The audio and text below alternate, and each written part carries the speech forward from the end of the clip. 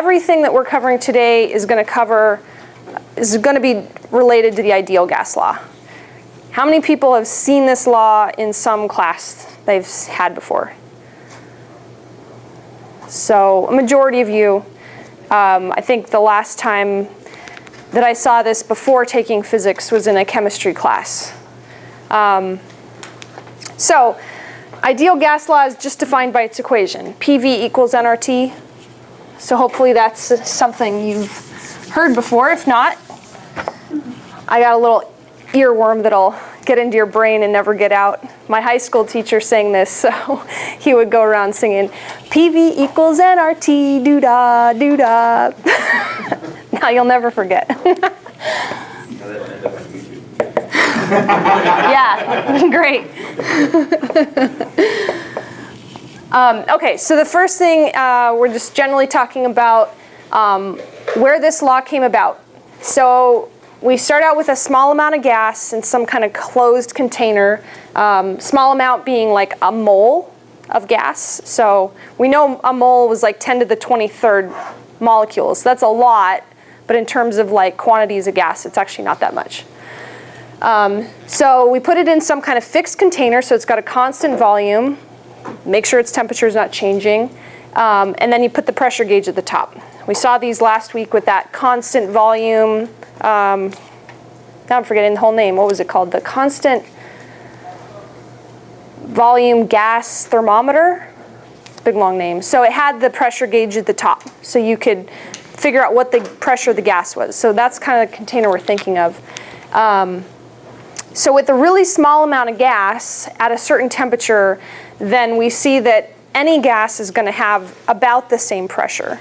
It's pretty close.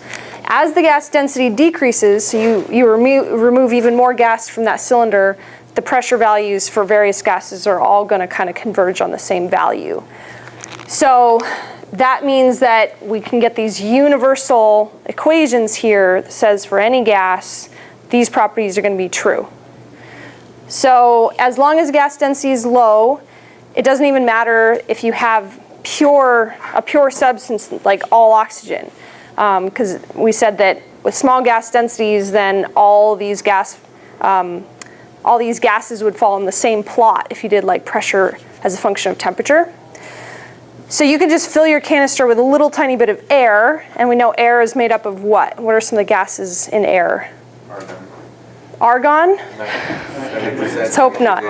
Nitrogen, oxygen, and carbon dioxide. All right. So yes, so it doesn't have to be pure, it'll still work.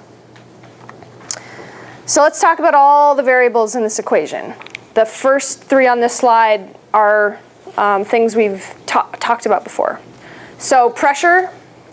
We're talking about absolute pressure. So for those of you who've had fluids before, you know there's a difference between absolute pressure and gauge pressure.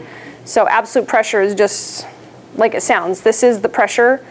This is what it is. Gauge pressure is always subtracting off what atmospheric pressure is. So you have how much your pressure is above or below atmospheric pressure. So we're just distinguishing that this is absolute pressure. The units of pressure are pascals. So if you haven't seen that before, that's a new unit here.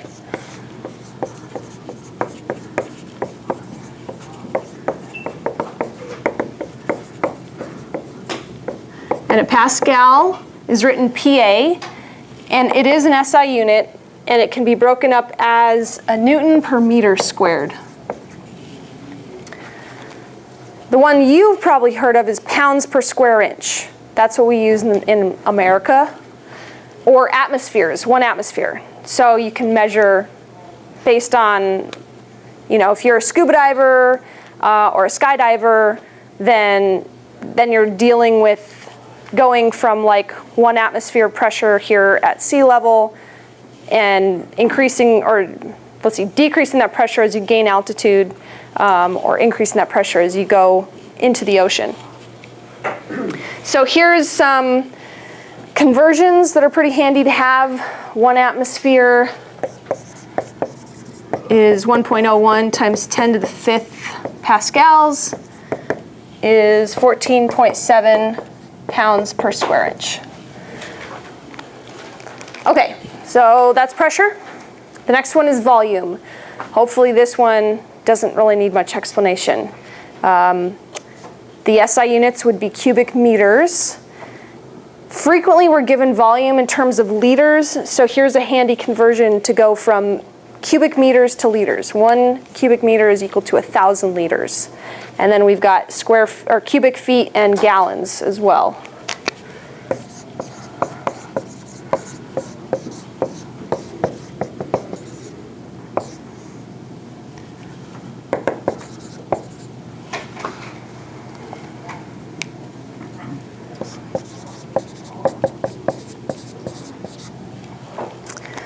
All right, temperature. We did temperature last week.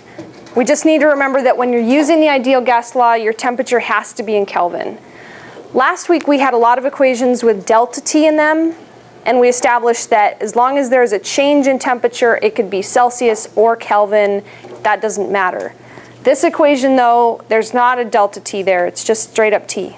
So any temperature we get, we gotta make sure it's in Kelvin before we plug it in. Okay, and so then just the reminder again, how to go from Celsius to Kelvin, you add 273.15 degrees, and that will give you your value in Kelvin.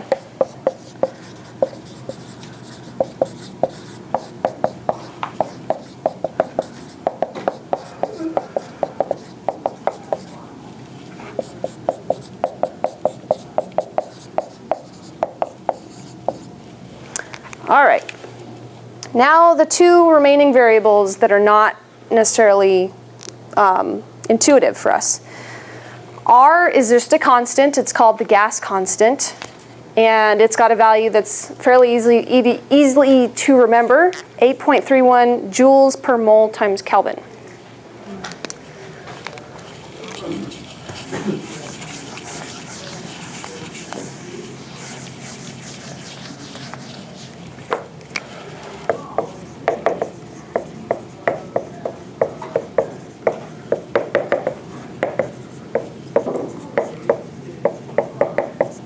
All right, and then the last variable is N, which we saw last week. That's just the number of moles of a gas. And then there's a bunch of other variables that we don't use very often. I'm just going to introduce them here in case you need them for a problem. Capital N is the total number of molecules in a volume, and N sub A is Avogadro's number. That tells you the number of atoms or molecules in a mole.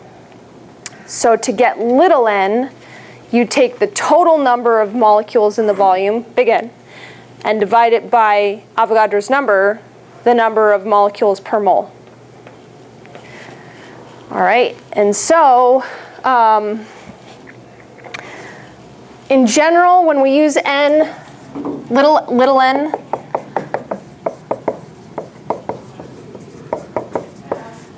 then, of course, the units are measured in moles, which that's what, like, a mole is like the little creature, right? So we shorten that down to MOL, because 2 less letters is so much easier to write. Anyway, this big N comes up in another form of the ideal gas law. So you'll see down there, there's alternate forms of this equation that may or may not be useful at some point in your life. PV equals NKT with using capital N, and K in that equation is Boltzmann's constant, and Boltzmann got lucky because he could just take 2 other people's constants and divide them and then come up with another constant and get his name tacked on. So I don't know if that happened. Boltzmann's got a lot of constants named after him, so that gets confusing because we'll talk about Stefan Boltzmann's constant later on.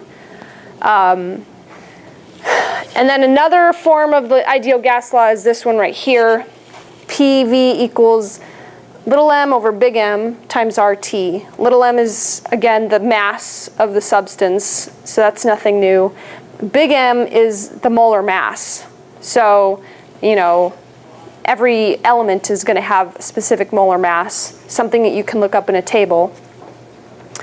And then if you kind of rearrange this equation and solve for little m over big V, down here, little m over big V, that's actually the definition of density. So density is mass over volume. And what you get when you rearrange that is you get pressure times molar mass over R times temperature. So that could tell you the density of the gas if you know the molar mass of the gas. So that's kind of a handy formula. I mean, it doesn't really come up too much in here, but like if you're a chemist, then that could be a pretty handy formula to figure out the density of whatever gas you have in a volume.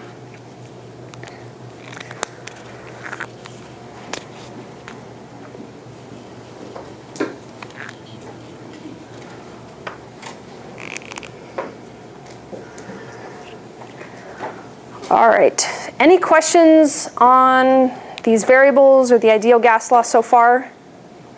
Just more variables to add to your equation sheet. All right, so commonly when we're problem solving, we're looking at taking our gas and changing something about it. So we're going to increase the pressure, decrease the pressure, increase or decrease the volume, or change the temperature in some way. And so you're going to have some initial state of the gas and some final state of the gas. So if you want to see how that gas changed during that transition, you can do this equation, which you could derive yourself. We know that if it's a closed container, the little n, the number of moles of the gas, isn't changing, so that's a constant. R is a constant. So if you rearrange the ideal gas law equation and just put the constants on one side, you'd have NR is PV over T. So this stays constant through whatever change you do to your gas. So you'd have your initial state of the gas, and that would also be equal to the final states of the gas, since this is constant for both the initial and the final state. So that's where we come up with this equation. And this is really handy to just throw in whatever parameter you don't know and solve.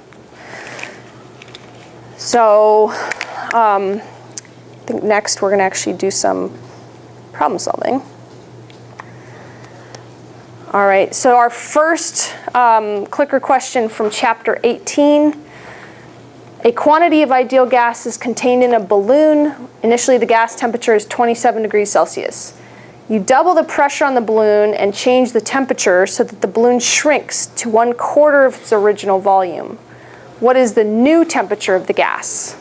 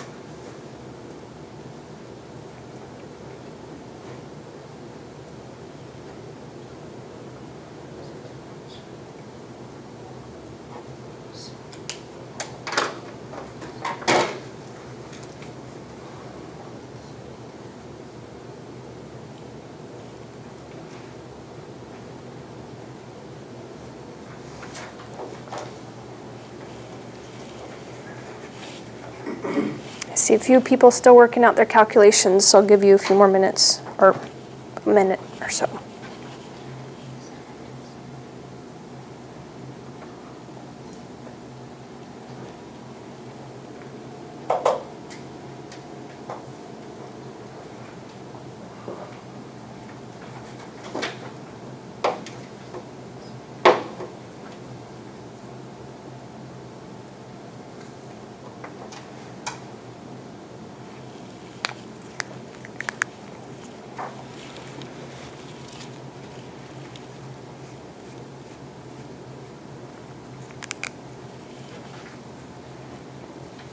Anybody need more time? No? Okay. Who thinks the answer is A? 1 vote. Who thinks the answer is B? Who thinks the answer is C? 1, 2, 3, 4, 5, 6. Who thinks the answer is D? 1, 2, 3. And who thinks the answer is E? I don't actually remember what the answer is, so let's work on this one together. A good place to start is to collect all the things we know. And so this is obviously the equation we're going to be using.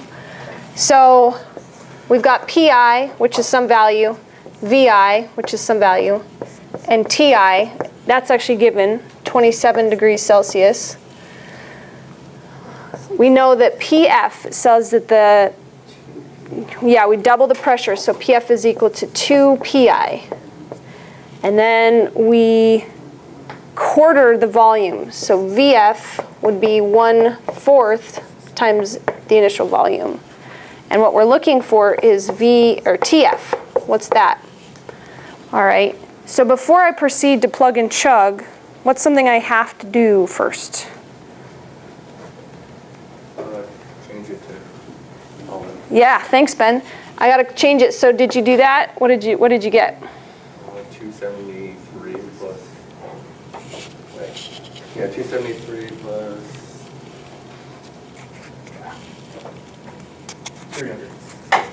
All right, so it's 300.15 Kelvin. Okay, now we can plug in here. We're looking for T final, so let's rearrange here. So if we cross multiply, we'd have PI, VI, TF is PF, VF, TI. And then solving for TF, we'd have PF, VF over PI, VI.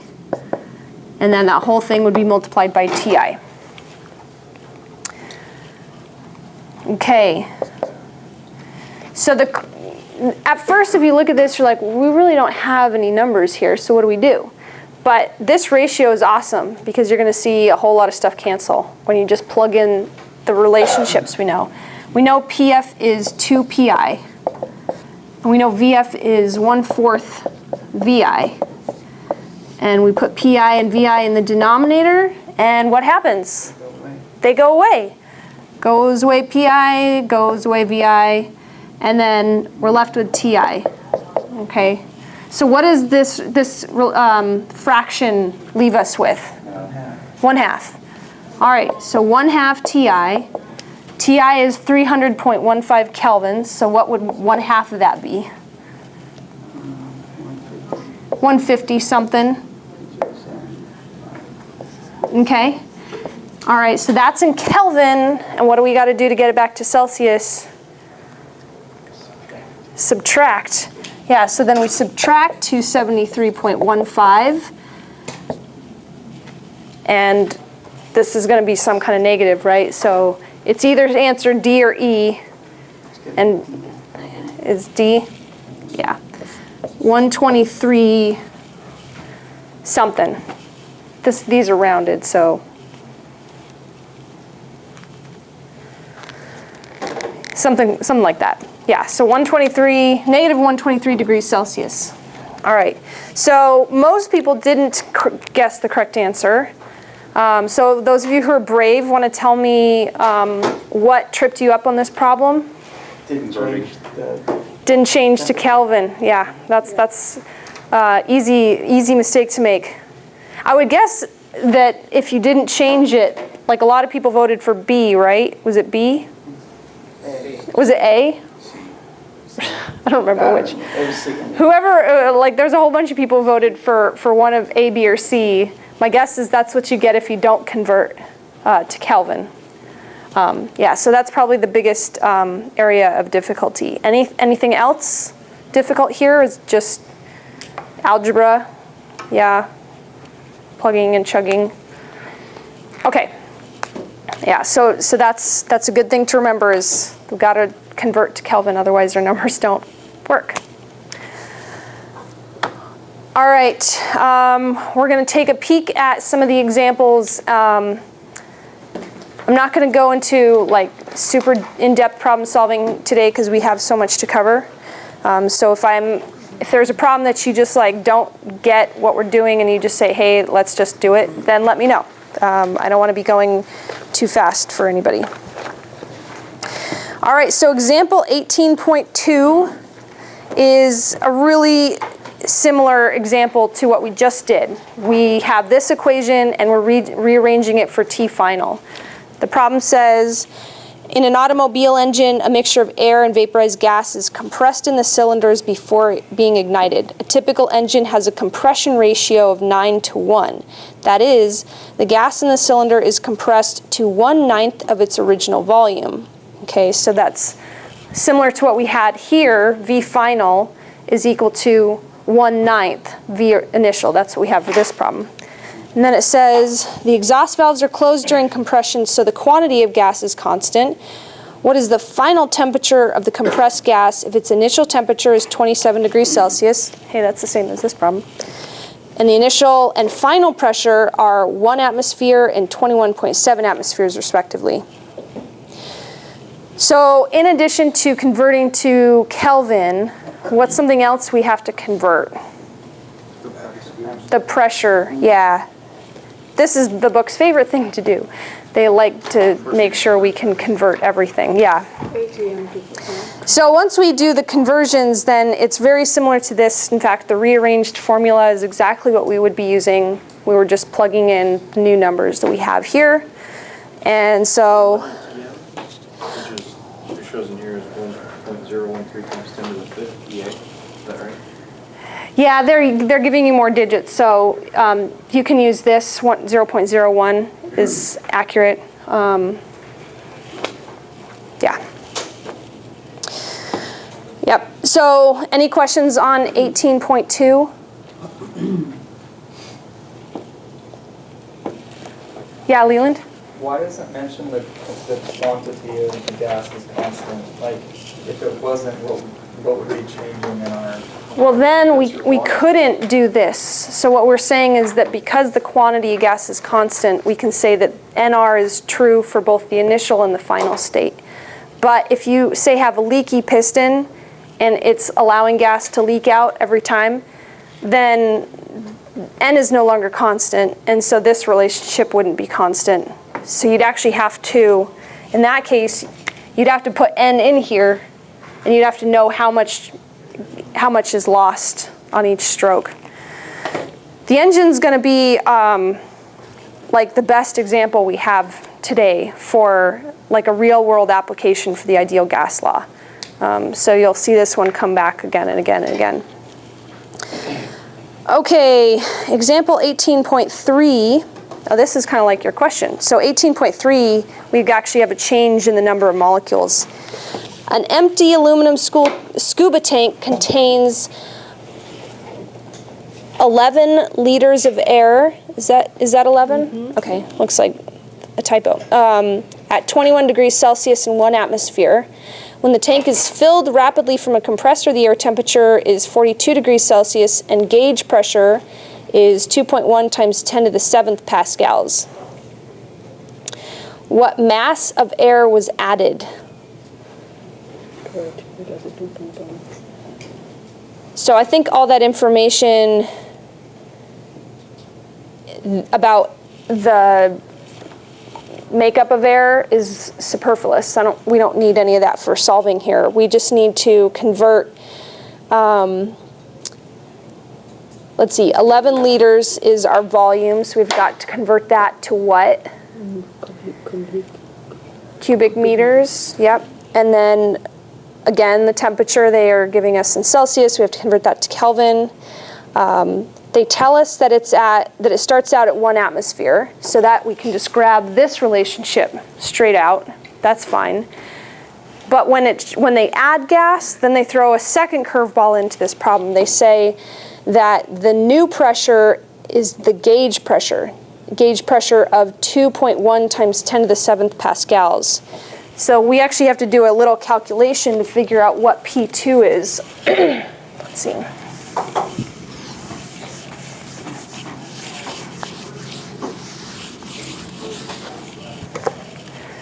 So I didn't write this on the board, but I'll be explicit about it. So gauge pressure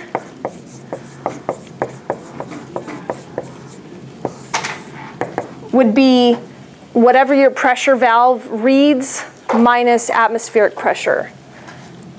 So it's basically absolute pressure minus atmospheric pressure.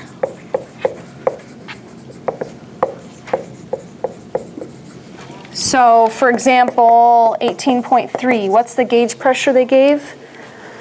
2.1 times 10 to the 7th pascals. We're looking for absolute pressure. That's what we need to put in for P2. And then atmospheric pressure is 1.01 times 10 to the 5th pascals.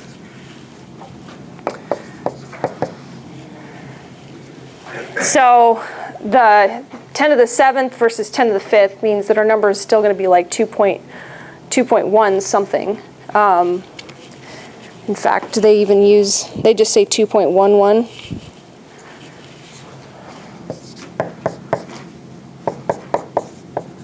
To the 7th. Okay, so you're just adding atmospheric pressure to the gauge pressure value to get the absolute pressure.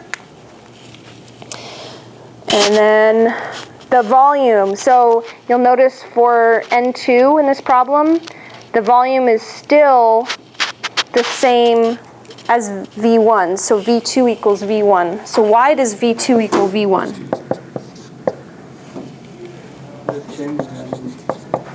Same tank. It's the same tank, yeah. Yeah, so that's defined by the size of our tank, of course. So, and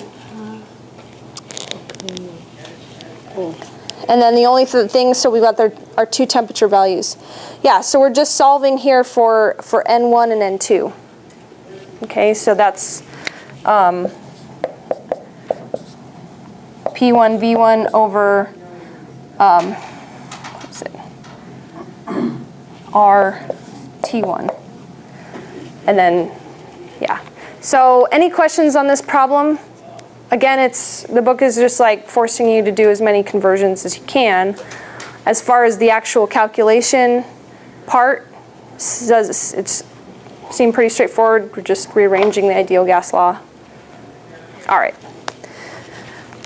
Good. Okay, where are we?